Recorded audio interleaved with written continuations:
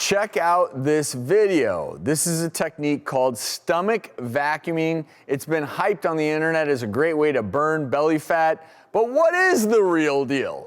Here to break it down is Halle Berry's trainer and martial arts expert, Peter Lee Thomas. Come on out. Hello there, welcome back. Sit over there for us, Peter, because what is stomach vacuuming? It's a really ancient form of breathing that's been around for thousands of years. It's as old as a wheel, and it's found in systems of different yogas.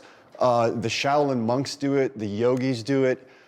People particularly in the yoga world, they know of this. This is not something that was invented yesterday. So it's really incredible, especially if you have issues with digestion. This will help start your digestive fire. Is this you? That is me, yeah. Wow. You're a little better at it than I think the rest of us. Well, and clearly you don't have any intra-abdominal fat that's in the way. I mean, not all of us can suck in that well, but You know, and the idea is to bring in the stomach towards your spine, and that's kind of puzzling for a lot of people. They think, how in the world are you going to do that? And we really don't get to breathe consciously throughout the day, so I hope that this encourages people to breathe more. Let's do it a little bit. If you can Yeah, kind of walk us absolutely. through. So the first thing I like to start with is very similar to what Wim Hof does. He's a famous breathing expert. They call him the Iceman.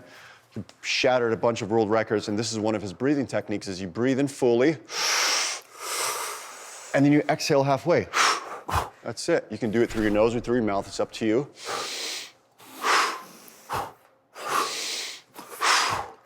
One more. So those power breaths are now going to start to change the chemistry within the body. Now we're going to go into more of the Kundalini breath of fire, which is through the nose.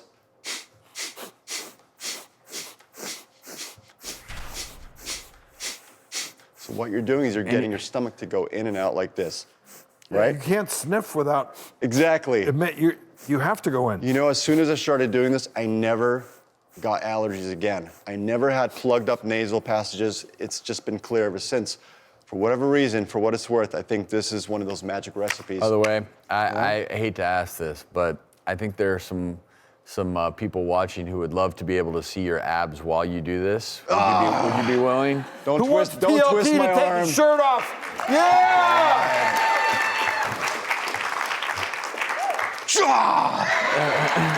But it will help. So while you're doing this, because you're clearly connected to what's going on in your abs. You're prepping. It's just like when you paint, you got a primer first, so this is a prep. So again, if you just put your hand here, you just, right? That's step one. We did the breathing prior, where it's just inhale, full inhalation, half exhalation. And now this is where you get into the vacuum. You want to take all your air out.